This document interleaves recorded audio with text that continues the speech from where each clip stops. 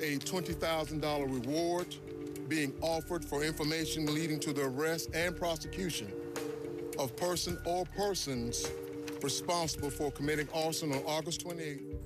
A suspicious fire had damaged equipment at the construction site of a new mosque in Murfreesboro, Tennessee. Days later, the FBI confirmed the Muslim community's worst fears. It was arson.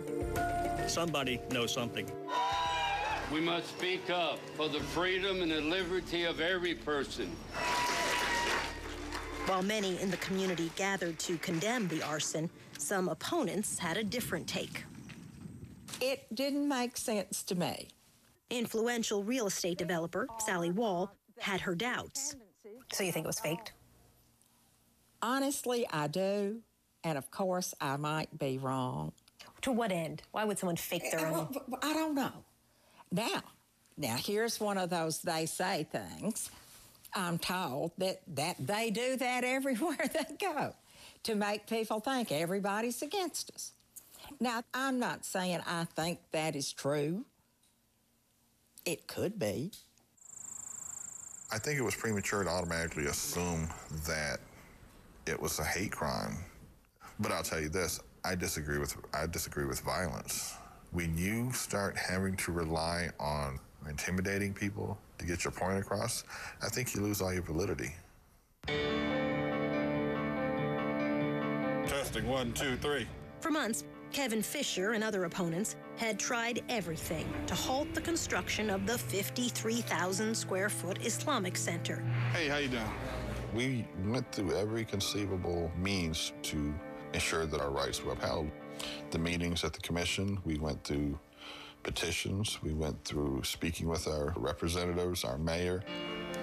Armed with his bullhorn, Fisher attended another commission meeting in September, once again to press local officials to halt construction of the mosque. I'm full down here, sir. You can try upstairs. Okay. He's the one that told me I couldn't go in and speak. The meeting was so crowded he couldn't get in. Next on our list, Lemma Spinati, a member of the Muslim community, did get to speak. So you see, I'm actually not very different from any of you or your kids or your grandkids. Except for one thing. I was born and raised as a patriotic American Muslim.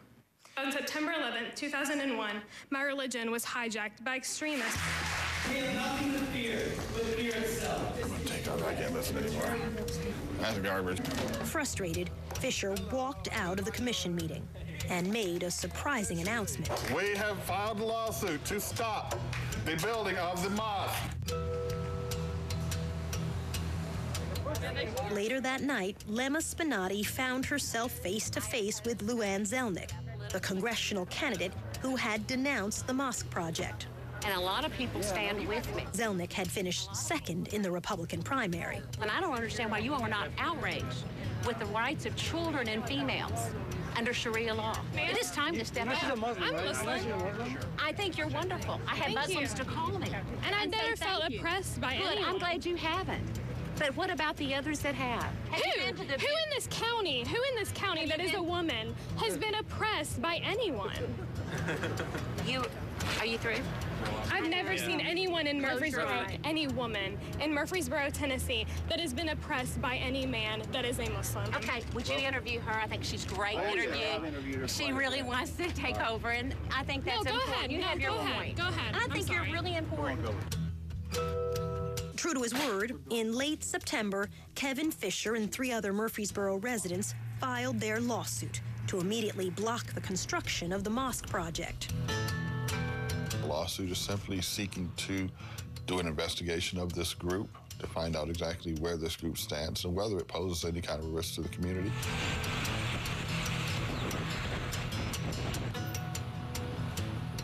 All those having business before this court, please come forward and you shall be heard. Judge, we're here today on an issue of a temporary restraining order. The suit claimed local officials failed to give the community adequate notice. There would be a vote on the mosque plan by the county's planning commission. So we're talking about a 52,000 square foot facility. Defense attorney Josh McCreary argued that under county law, religious facilities are exempt from public hearings. And when you look at the law, they do not have a valid complaint, and they certainly are not entitled to an injunction. But it quickly became clear plaintiff attorney Joe Brandon was going to argue that the Islamic Center of Murfreesboro was not a religious facility because Islam is not a religion. Mr. Gross, do you believe the Islamic Center of Murfreesboro is a religious institution? I do not know enough about the center. I know that Islam is practiced there by talking to the people who go there. Is Islam a religion? In my opinion? Yes, sir. Yes, sir. What do you base that on?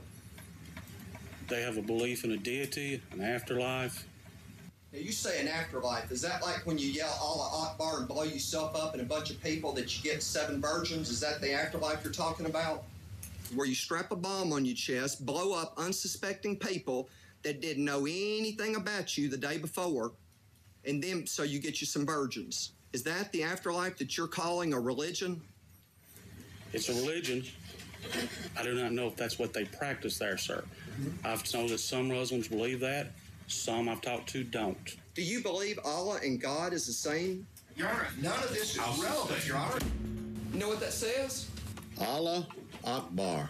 During the hearings, several local residents took to the stand to link the mosque project to the threat of radical Islam. This organization is presenting themselves as a peace-loving organization, and in actuality, some of their leadership is radical. I think every law-abiding citizen in the United States of America should stand up against Sharia law. Sally Wall was in court almost every day. She helped fund the lawsuit.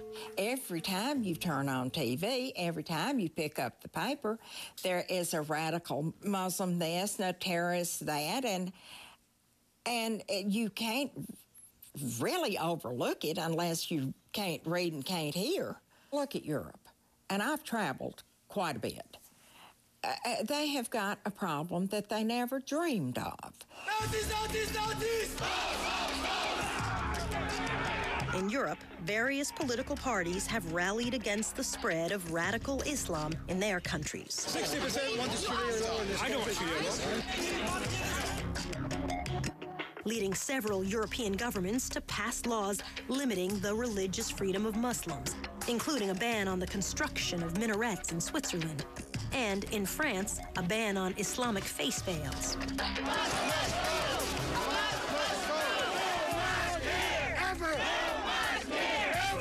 In the United States, concerns about mosque projects have generated protests from New York to California. In Islam, a mosque means we have conquered this country. And in Middle Tennessee, in the last 3 years, 2 mosques within 50 miles of Murfreesboro have been targeted by hate, including one burned to the ground. There are other problems at other mosques. Why not just not build it? Because it's my right. It's my right as a human being. It's my right as an American citizen to have a place of worship. Do you understand people's fear? The 9/11 hijackers used religion. I definitely understand people's fears, but you can't possibly, have this veil that covers everyone under one religion just because of something that a few people committed. Your Honor, this is a circus is what this is. Inside the courtroom, the fight to halt the Islamic Center of Murfreesboro would continue. Why would we extend to any religion the right to cancel out the Constitution for which we're founded upon?